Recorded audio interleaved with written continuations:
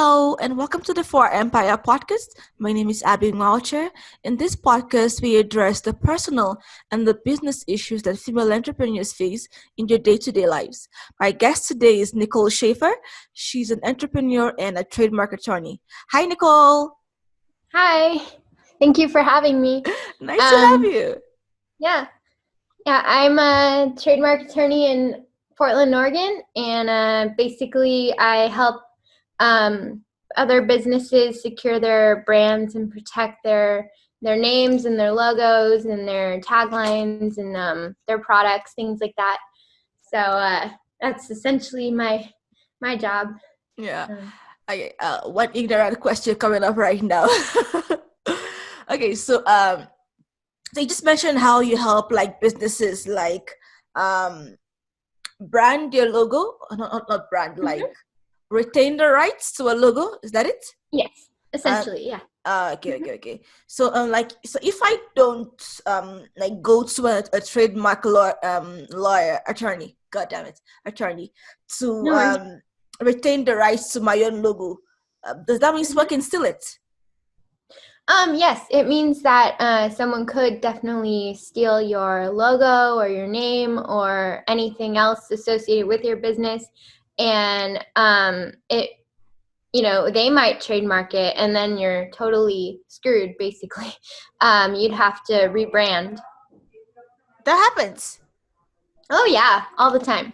Holy crap! All the time. Holy crap. So like now you're based in Oregon. So do you have to like trademark your logo and your tagline in like every country in the world and every state in your country, or how? No. So the nice thing is, at least with most trademarks that I do, they're federal.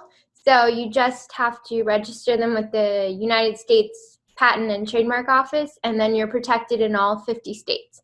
If you want to trademark internationally, you do have to do like a different application for each country that you're planning on, selling your product in or having your business, like if you're online and you're going to be selling there. Wait, so if I'm an online business, let's have a scenario. Let's say this idea coming. Okay, let's say I'm a graphic designer and I have some really cool artwork, and I sell my prints and my artwork online. I have to like get a trademark in every country in the world. For your for the name of the website and for if you have a logo, for the actual paintings, they'll be copyrighted, but you might want to get like an official copyright so people can't steal the images. But yes, if you're going to be selling all over the world, it's a really good idea to get trademarked, at the very least in the US. So it sounds expensive. Is it expensive? To get one trademark in the United States isn't too bad. The application fee is $275 right now. I per can't state. Speak other countries, but per state, $275 per state. No, $275 for one application, and that covers all 50 states. Once your trademark's registered. So. Okay. What's the difference between a trademark and a copyright?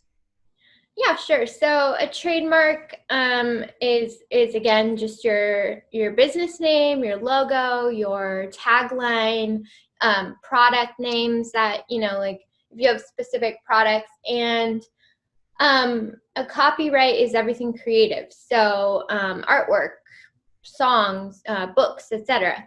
And so like I mentioned, everything is copyrighted the minute you finish it, because you just created it, so it's officially, it is copyright. It's just not officially you haven't registered it as a copyright, and the only reason to do that is so you have more rights to do more stuff with your artwork or with your composition, that kind of thing. Right. So so copyright is for the creative stuff, say artwork, books, music, and all that. So let's say I'm a writer or something, and I've just typed my book, and then I finished it. And you said once you finish creating this piece of art, technically the copyright is mine, although not quite officially, right? Right. Yeah. Yeah. You get a copyright immediately, but yeah, it's not, you can't put a C in a circle because it's not, actually registered with the copyright office. Okay. If I put a C, is that illegal?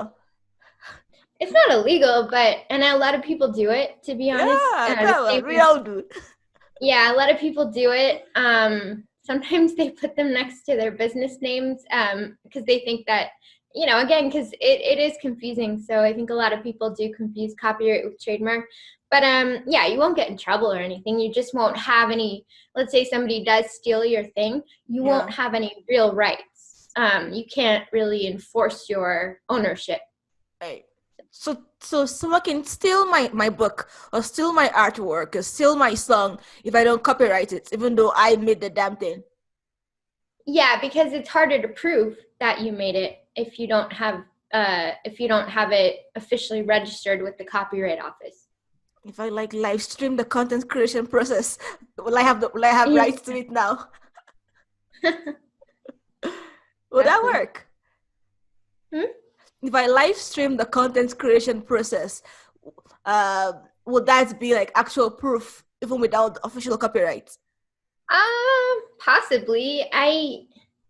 I mean, yeah, it's hard to tell. I think, it's always good to have a paper trail though of some sort to prove that you own something. But. Okay. So what if I'm not in the United States? Can a non-American citizen still have a trademark or a copyright in the United States? Sorry. Yeah. Oh, oops. Yes, they can, a non-citizen or someone who lives somewhere else can definitely still secure a trademark here. You don't have to be a citizen of the US to get one. Oh. Is this still $275? Yeah, it should be. It's as far as I know, it's $275 for anybody. So how does tax work then? If you're not an American citizen and you're trademarking or copyrighting your work, I always thought you have to like have your tax details and all that attached to it. No, I mean with the trademark, at least you do need like an address of where you've incorporated your business, but I don't think it has to be in the United States. As long as you have an attorney who's in the United States, you're pretty much fine. So. Also, you can have a business registered in the United States without you actually being there. Oh yeah. Okay, I may follow up with you on that afterwards. Okay. That started to make sense. So, we've talked a lot about the legal side of things, but we've not quite touched on you as an entrepreneur. Can you tell us a bit more about your entrepreneurial journey? Yeah, sure. So, I'm definitely an entrepreneur at heart. I'm constantly coming up with ideas, and then people are like, "No, slow down! Like, don't just do that," So yeah, it can be hard being a lawyer and having that brain, but I worked for several firms, after I graduated for a while. But I definitely knew that I wanted to have my own business just because I like to do things my way, and I wanted to give it a shot, and see what would happen. And I think that's what's cool about it, is that the possibilities are basically endless if you own your own business. Yeah. So, I started my firm, Yellow Dog Legal, and then I also have something in the works, a website, a divorce website, online divorce website, which should be out pretty soon. So, okay. And then I've always, like I said, coming up with other ideas. So now I just write them down in a journal and try not to, go crazy. Okay. So can I ask about the two businesses, the Yellow Dog Legal and the upcoming divorce website? Right. So okay, first of all, the upcoming divorce website, it's like, let's say you're a couple about to get divorced, then you go to the website for legal help. Essentially it's gonna be there's some sites like this in California, but essentially it's you can get all your paperwork and you fill it out with the online system I have that makes it really easy, and then or you can have a lawyer help you with it, file it, do that, serve the spouse, etc. And then we also will provide a la carte services. So like side things, if let's say you do it and then you're like, well, I don't want to write my response or whatever, you can hire an attorney. Yeah. You can hire an attorney just to do that for you. So Okay. it'll be like a full service divorce website. Just for like your local population in Oregon, or let's say around America or something? Just Oregon for now. Okay. Yeah, so far it's tailored to Oregon law, but Oh. my goal eventually is to expand it to other states and have other attorneys in other states be, on the receiving end of the a la carte stuff and all that. Okay. An ignorant question coming right up right now. You just said it's specific to the Oregon laws. So the divorce laws for the different states are different? Like, yes. Yeah. Like what exactly changes? You're getting divorced. What exactly changes though? It's just little things like, well, or not so little things, but like, for example, California and Washington are community property states. Sorry, my dog. Great. Meaning that if people get married, anything they buy becomes community property. So it belongs to both of them. Whereas What a other states, prenup. well, yeah, you can do that for sure. But other states like Oregon, it's we don't have community property. So if people get married, they can keep their stuff separate. But if they commingle it in some way, then they run into trouble. But it's not automatically both. Doesn't belong to both spouses. Or for example, some states joint custody is automatic. It's the default. In Oregon, that's not true. Joint custody has to be agreed to by both parents to be, put into place. See So how that just would little. help the kid. Yeah. I mean, if one parent is does not have the most tight connection with you, you're not quite forced to still have them in your life, or at least see them constantly. Yes, that might make sense. Yeah. So now I'm wondering. So for the Oregon law, the community share thing is not there. So does that mean that, let's say, person A and person B get married, and after a few years, a month or whatever, they divorce, so they can each keep their stuff without having to like battle it out for what am I getting from you? Yeah, they can if they've kept it really separate. But if they've commingled at all, like let's say you had a house, you owned a house, and then your husband or whatever, your wife painted it and decorated it, then you could be running into murky waters there because Really? yeah. So it's just painting and decorations, dude. No, but sometimes they count that as improvements, and so yeah, it gets a little murky sometimes. So. Oh my god. Okay. Wow. Improvement. You just decorated something, not painted it, and now I'm sharing my stuff with you. All right. Mm-hmm. So and what is yellow dog legal? Yellow legal dog, which is that's Yellow Dog Legal. Dog That's legal. my law firm. Yeah, I have yellow labs. That's what you heard earlier. Yeah. I can see. Yeah. Your dog inspired it. Yes. Yeah. So that's my law firm.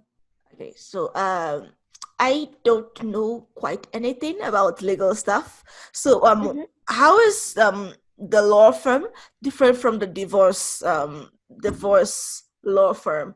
But I guess this one focuses on divorce only, and this one does everything. Well, Yellow Dog Legal is a virtual law firm, and I just do trademarks, business stuff with that, and then the other thing is just a website, so it's not a firm. It's just like a divorce website, so it's kind of a separate company essentially. Oh, okay. Did you like when you were a kid, you knew you wanted to be a lawyer or something? Oh, not at all. Okay, that's what that coming. I had a list of things I wanted to be, which included teacher, artist, waitress, veterinarian, on and on and on. No lawyer in there. And artist. then, oh yeah, and I wanted to work at Subway at one point. And then I grew up, and I think I went to college and I graduated, and I just didn't know what to do. And unless you get an advanced degree in psychology, you really can't do anything. And I think I just wanted a challenge at that point. So I figured law school would be fun. Well, you thought law school would be fun, really? I did. And it was actually, I really enjoyed it. Ah, The learning part. So yeah, I feel like I'm law one of school the, gives you too many assignments. yeah, exactly. At least movies, for what I can see in movies, there's always like an assignment pending. Anyway, as an actual law school graduate, the way law schools are portrayed on TV and books and like real life law school, are they the same? Are they the same? No. I mean, I remember, I know a lot of people, they won't admit it, but they, went to law school because of Legally Blonde, because they thought it was going to be like that. Yeah. And, it's not. It's a lot of work. It's a lot of reading, a lot of, learning case law, and you have to go to class and know everything because the teacher's going to call on you unexpectedly and make you say something in front of the entire class. Oh. It's the tests are really hard, Yeah. and I guess the main difference is I think in a lot of movies and stuff they show people and they just kind of they get it, right? They just go and they're fine. And if you have a brain like mine where you don't think step by step but you kind of jump ahead or something, it's hard because you have to go step by step. So I Yeah, had to it's a legal retrain my thing, by brain. the way. If you jump steps, you might get your clients in jail or something. Well, it's more just for the exams. Like you have to literally spell out everything. And I would just be like, why? You know this. Why You do know I this need stuff to? already, by the way. Yeah. But yes, I would say that's the most frustrating part. If you have a creative brain or if you're not like, completely step by step, it can be definitely difficult. So Okay. And another ignorant question coming up. I think this is based on Suits, Criminal Minds, and Teen Wolf. okay. Okay, so is it true that there are two branches of law, corporate law and criminal law? Oh, there's civil law and criminal law. Yeah. Oh, So sorry, civil law oh, no worries.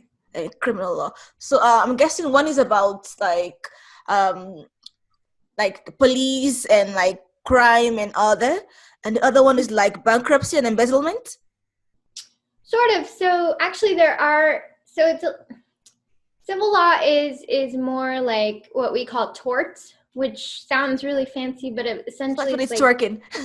Okay. yeah, no, it's essentially personal injury. Like Oh, someone hits you or does something, and for some reason it's not. You decide not to do a criminal charge, or there is no criminal charge, so you go to civil court. Bankruptcy court is a separate thing, and then oh, there's also like tax court, and there's all kinds of different oh courts for God. different areas. So If you were not in trademark, which would you be in? Which would you find exciting? uh, I actually do have a certificate in criminal law and in animal law Oh, from Lewis Park. And so if I were gonna I think being a criminal defense attorney would be pretty fun because it's fun to find the loopholes and figure out what the cops did wrong. Animal law I still love. I love helping animals, but I just trademarks to me is like so much fun. I love it. So it was kind of this thing where I fell into it accidentally, and then I was like, oh my God, this is amazing. Why didn't I not know about oh, this before? So yeah. yeah, kind of obsessed now. So Okay.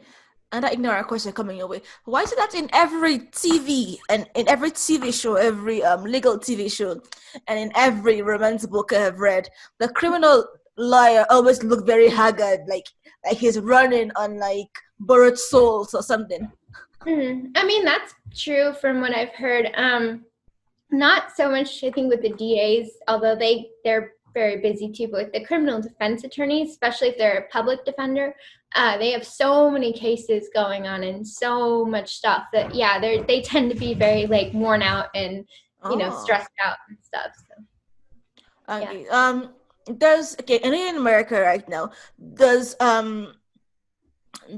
there's this I know the rights that can most this is based on movies, by the way. What about the you have the right to remain silent? Anything you Mhm. say cannot be used against you. You have a right to a lawyer. If you don't have a lawyer, one will be provided to you by the state. That kind of stuff. Did I say it right? Miranda rights. Yeah. Yeah. Do your country actually provide let's say minorities with an actual public defender, with an actual lawyer, a decent one ish? Did the country really do that? Uh, if yeah, they will. If you don't have one, they will assign you a public defender.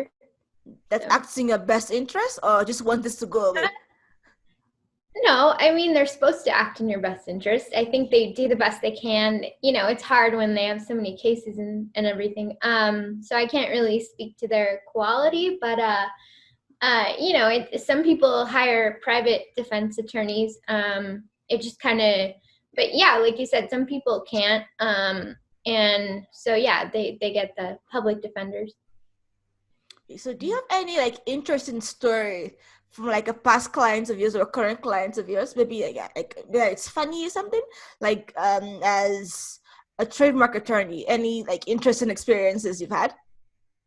Um, Not yet. I mean, I would say the trademark stuff is pretty straightforward. It's people saying like, "Oh, hey, I have this business," or "Oh, I have this logo. Can you protect it?" I don't. There's nothing.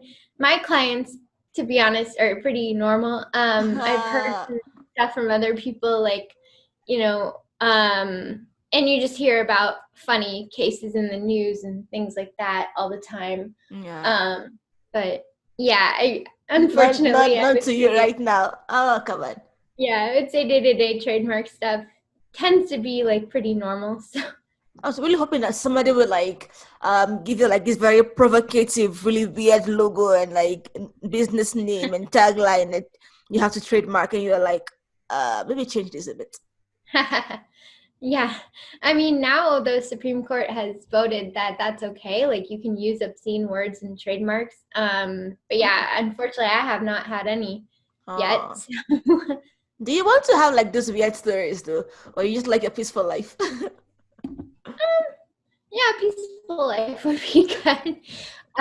Yeah, I think I just want to help as many business owners as I can, Yeah, and just yeah, yeah, be be the go-to trademark attorney in Oregon. That'd be awesome. So yeah. that's my Um, goal. are there any misconceptions about maybe trademarking or what a trademark attorney does in general? Like any misconceptions that you've seen or you Oh yeah, experienced? I would say probably 75% of my job as a trademark attorney is educating people, because people just don't know what trademarks are. And I don't blame them. I didn't know either until I started this. There is this whole thing in law school too, I think, where they sort of make intellectual property seem like untouchable. Like, no, you shouldn't do that unless you're an engineer and you want to be a patent attorney. So I can't tell you how many attorneys do not know what a trademark is. They don't know what trademark law entails. And yeah, clients too. They're like, why do I need a trademark? What's the point of it? So I would say a lot of it is education. And I don't know what people think I do. If they don't know about trademarks, they probably think it's all paperwork, and a lot of them are Yeah. like, oh, you're a patent attorney. No, no, I don't do patents, but Well, yeah, so I what's think what's a partner attorney? Okay. My, a I patent mean, I've attorney, gotten. Uh-huh. those are the ones that need like a degree in engineering or something, because patent attorneys are dealing with designs, like actual technical stuff, like machinery designs and things like that, and lots of math and science and stuff like that. So Oh, yeah, so and it's I went to law completely school. different from trademark and copywriting and Exactly. copyrights. Yeah. Okay. Yeah. And you have to take a special bar exam to be a Oh my patent God, attorney. it sounds exhausted. Exactly. Okay, one question coming up. And what is in suits? Oh my God, I feel ridiculous right now. So when you're in law school, do you get to like do mock trials or something? Oh yeah, that is, yeah, a lot of people I know did that mock trial stuff. I wanted to, but I didn't have time at that point. But yeah, it's definitely a thing in law school. So So. like you're given a scenario, and then you're Mhm. told to like go to court or don't go to court. Like how does that work? I having not done it, but I think they give them like a case, and then they have to basically prepare for it as though it were real, and interview witnesses on the stand and do all that stuff. So they basically learn how to do usually a civil case in court, sometimes a criminal case. Yeah, so it's essentially just sort of getting you ready for trial if you ever do that. So. I'm a bit confused. You had said a civil case is a personal injury, right? It's usually like a personal injury uh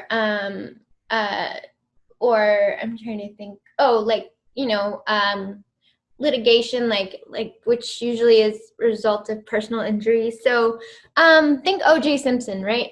Okay, so he criminal court, they weren't able to make the case, right? So he was dismissed or acquitted. And then, so the family of Nicole Brown Simpson went after him in civil court. And the main purpose of that is really just to get money, damages, as it were. And so it's just a sort of alternative. It's an alternative route if you can't do criminal court, but it's also for things that don't necessarily rise to that level or haven't been charged, or lots of animal cases end up Okay. in civil court. So Okay. So now I'm a bit confused. I was picturing personal injury as like a physical injury, which I it then can thought be, would yeah. go to the criminal side of things.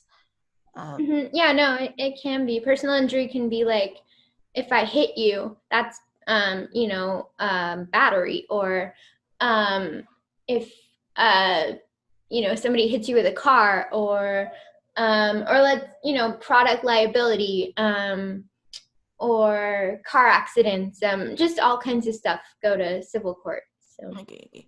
Okay. So is battery a civil case or a criminal case? it can be both. There Yeah. is a definition for battery both in criminal law and in torts, and they're different. So, Oh, but you hit yeah, somebody. How is that different?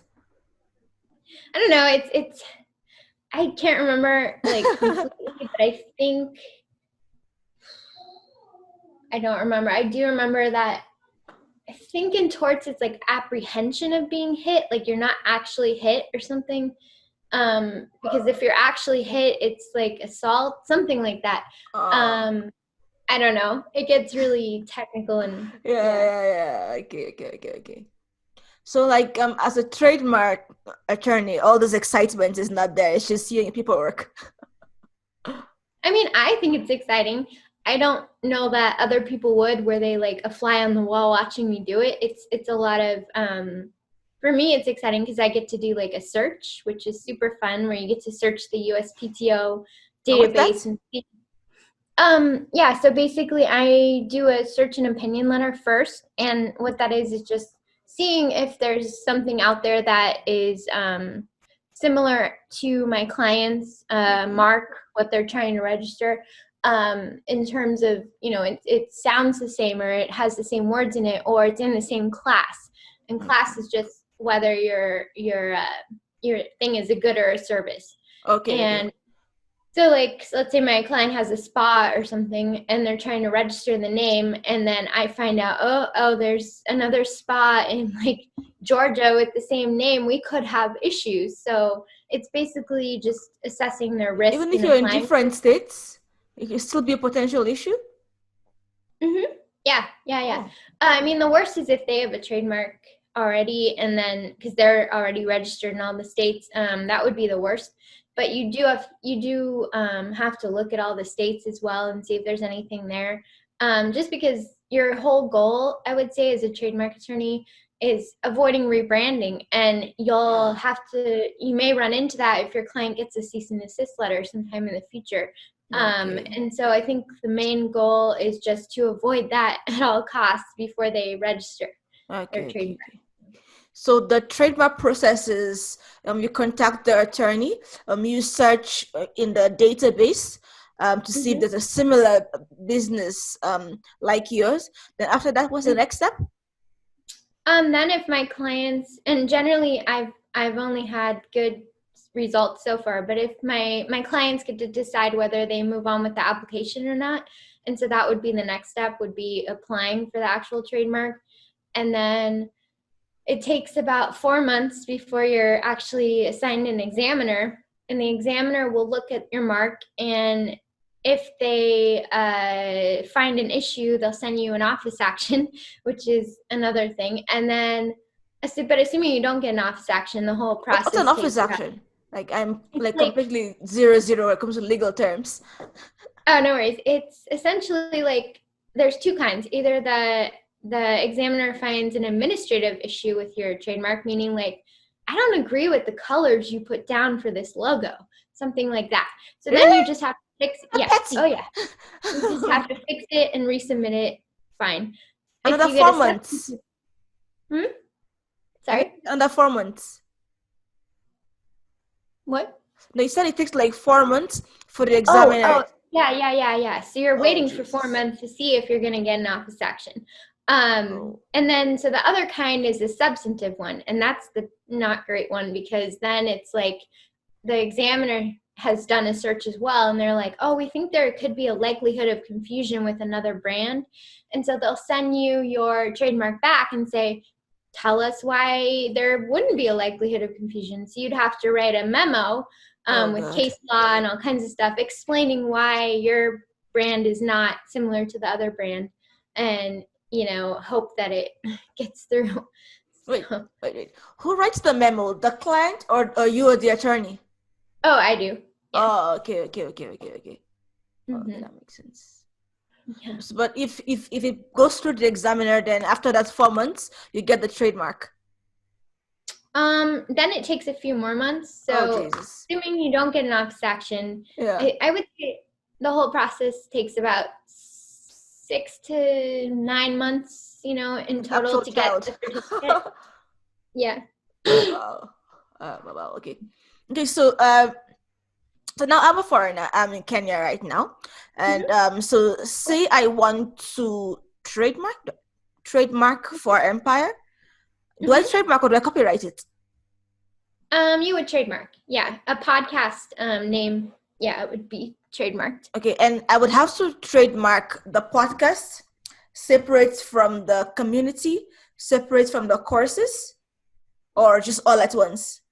I mean, you could do it all together as it's sort of an umbrella trademark, and you would just have to choose some different classes for each thing. So you'd have one class that's for, podcasts, one class that's for courses, one class that's for the community.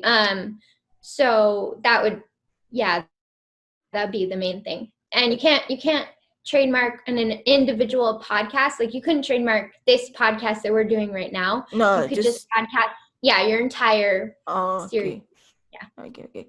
And you have to trademark a podcast. But I mean, clearly you can hear our voices, so we know who is speaking. You still have to trademark it. I mean, you don't have to, but it is a good idea just because there's so many podcasts now. Okay. And it just saves you. It protects you.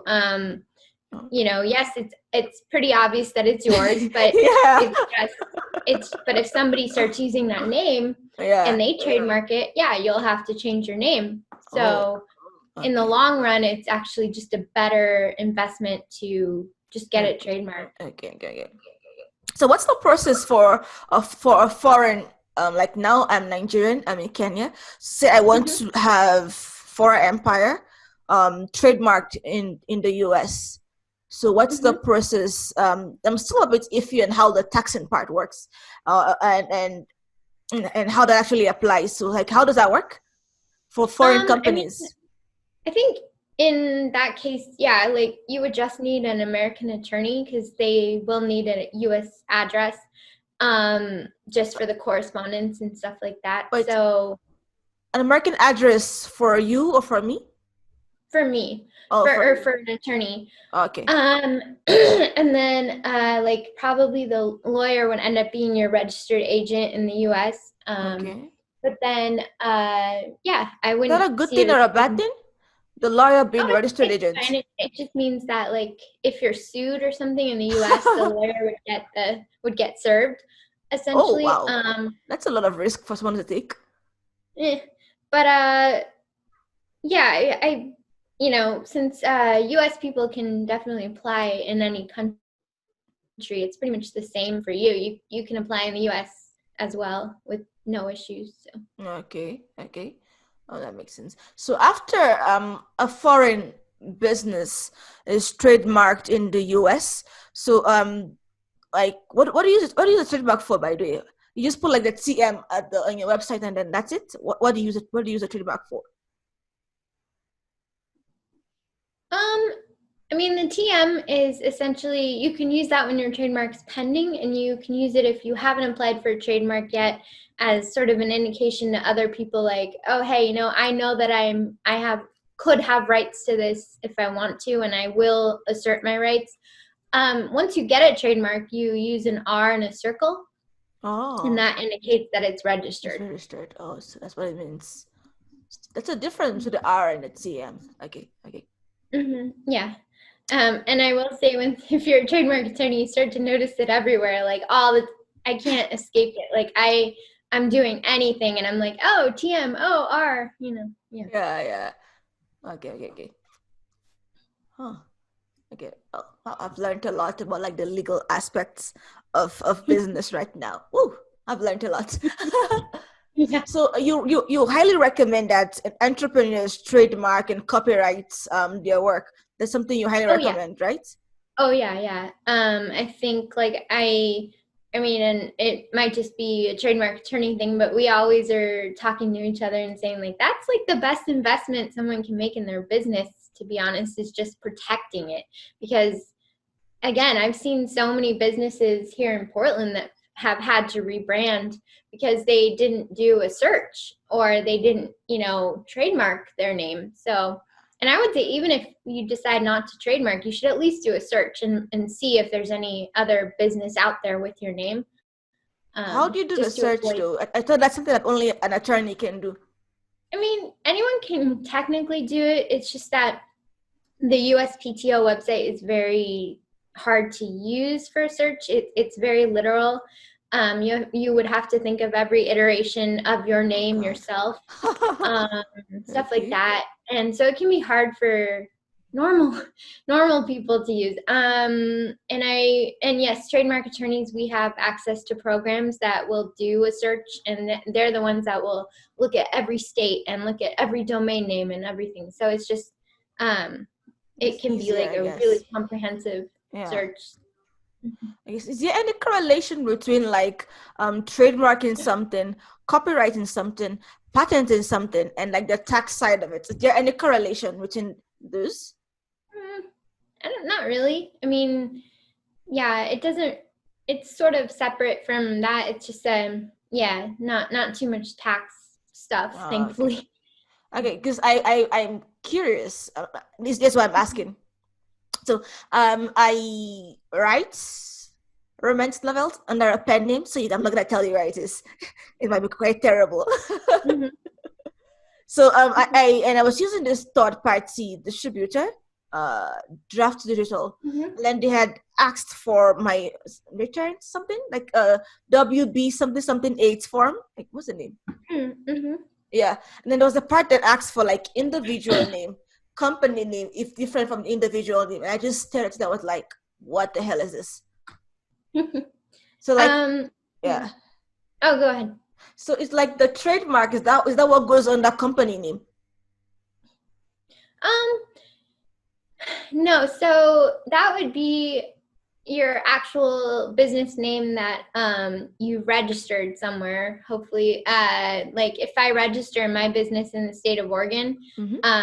that would be my company name, Yellow Dog Legal. If you have a trademark, that just literally adds a symbol to it. Wait, It it's doesn't. it's different. Registering your No, you company is different from registering a trademark. no, it's the same. Like that would be what you're registering. Um, uh, but but if it asks for a company name, yeah, it's the name of your company. So I'm just confused. Okay. Oh, sorry. So let's say let's say I've trademarked For Her Empire in Mhm. US, some states, say Oregon, since you're there, uh, and I open that WB whatever form. So Mhm. would I put this trademark name in the company Mhm. name section? Mhm. Yes. Mhm. Okay, and then in the part that it says I have to tick that's my what is this series of ticks I had to do that says that I was not in America, my business is not in America. I Mhm. still have to tick that. Yeah. Mhm. Oh, so even though it's Yeah. trademarked there, I still have to tick that I'm not in America and that my business is not there. Yeah, I would think so. No, I guess I'm not a tax lawyer. No, I, yeah. yeah, I don't. I'm I know. mixing it. So I just like I think of No, like you're fine. an attorney. I just think you guys do everything. So, so I guess Yeah. that's a misconception I have. A, Mm. a trademark attorney is different from a civil attorney, different from a criminal attorney, and it's different from a Mhm. tax attorney, right? Yeah. So Yeah, they're all it's its different own little. things. Yeah. Okay. Just learned that. No worries. No Something new worries. today. Woo! So, any tips you want to give us as a trademark expert here? Maybe talk a bit more about your entrepreneurial journey. What's really like pushed you to start your own business and not work for a law firm? Just wanting autonomy, but also I think because often for lawyers, at least if you work for a law firm, they're only paying you a percentage of every case or every matter that and so you're not seeing the results of your hard work. And that really got to me because I was like, but I did all the work. Why am I only getting like a percentage? So I think that was the other thing, was just wanting to reap the rewards of my hard work myself. But also, yeah, just have creative license to do what I want and be able to come up with new products and new packages and stuff. Like, I try to do like a DIY trademark package, things like that. Oh, yeah, that Um, would be quite helpful for like people like me who know like exactly zero about trademark and all that. Yeah, that'd be exactly. fun. Yeah. So I think it's just, for me, it was more just having the ability to do this stuff and not be told, oh, you can't innovate, you can't have a virtual firm, Yeah. um and I think the most important things on the entrepreneurial journey are just that I just learned actually this year really is don't don't buy everything at once. Like, take your time, Oh, use the systems you need then, but don't get all crazy and start thinking you need everything. It's better to just like build up your savings or whatever, and then if you really need something, then get it. But I think go slowly, have a plan, have a vision in mind for where you're going, and don't let fear get in your way, because I think a lot of that happens. female female entrepreneurs especially have imposter syndrome. Yes. And yeah, just overcoming that is huge. But you have to put yourself out there, you have to go after opportunities. They're not going to come to you. So yeah, just things like that Okay. that I've picked up. One last ignorant question, also based on Suits, on Harvey Specter. What exactly does a lawyer's billable hours mean? Like the hours you Oh, spend like yeah. doing research or the hours you spend in court? Both actually. It's so basically billable hours are usually a requirement by a firm, like meaning that you have to make a certain amount of money for them. So let's say they say 1,200 hours a month or something. So you actually have to record 1,200 hours of work, because and then they make money hourly. So that's why. Like, a lot of, well, most of the trademark attorneys don't do that. We're flat fee. So like, Yeah. I'll just charge a flat fee at the beginning. And Okay. but yeah, that's what that is. It's like Oh. a requirement in terms of productivity and like making enough money for the firm to Okay. to sort of justify your presence there. Oh my god, that's kind of harsh. Whoa. Oh yeah. And those associates are usually very tired and very worn out, and Yeah. they work like 80-hour weeks, and Yeah. So. Yeah. It's already just even hearing the definition already sounds like exhausting. Oh my God. Mm-hmm. I have to like justify my presence in a company I'm putting all these hours for. God damn. Mm-hmm. Whoa, Essentially. that's gonna mean. Oh yeah. So wouldn't that make the work environment very cutthroat too? Because you're all trying to like meet some hours and you don't quite have time to like deal with somebody's sunshine and rainbow mood. You're like, shut up, I have hours to meet. Wouldn't that like Yeah, create a very hostile environment? I think it probably does. I think it creates a competitive environment for sure, and Yeah, definitely is not. They're not trying to promote friendship and happiness among their associates. They're trying to create hardcore yeah, people who just want to work all the time. And so I yeah, do think that there is probably. Yeah, and that's another reason I wanted to do it on my own, because I don't want to, work for a big firm and deal with that. And yeah. I don't want you doing that either. It sounds very mentally exhausting. yeah, Oh, it already sounds like a lot of work. Wow. yes. Okay. So anything else you want to add? I don't think so. I mean, I just think that trademarks are super important. So check into it if you haven't. Also, it doesn't matter where the lawyer is located. Like, I'm in Oregon, but I can actually do trademarks for anyone in any state because it's federal. So that's Yeah, cool. And just, and go for it. Don't hold yourself back. Just if yeah. you have an idea and you're really passionate about it, or um you want to do something, I think you just have to do it. Okay. If it's writing a book or whatever, just go for it. Yeah. And so you can reach Nicole at Yellow Dog Legal, and the Mhm. upcoming divorce website is will be called Let's untie the knot. Let's Entitle. Oh my God. Oh my God, I just got it right now. Really? That's like so Yeah. in your face. Like Christ. Yeah, pretty much. Oh my God. Okay. Whoa. All right.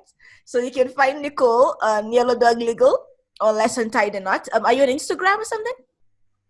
I am. I always forget my name. I think it's Trademark Lawyer 22, but hang on, I can Okay. find it. Yeah. Uh, I'll just put Yellow Legal. I just use Here it is. Yellow Dog Legal instead. Okay. Here we go. It's Yellow Dog Legal Trademarks. Let's That's my find that Instagram. and follow you right now. Uh, Yellow Dog Legal Trademark. Nicole Schaefer, found you. Yeah. I can see a kid. Well, I think that's your kid. Maybe Oh yeah, somebody that's else. my niece. Huh? Your niece? That's my niece and my brother. Oh, so tiny. So cute. Oh, I can see your dog as well. Oh my God, he's huge. Whoa. Your dog is huge. Like he could crush me. Holy crap. Oh yeah. Oh yeah. Yep. Oh my God. Does it poop all the time? Like, oh, we had a question to ask.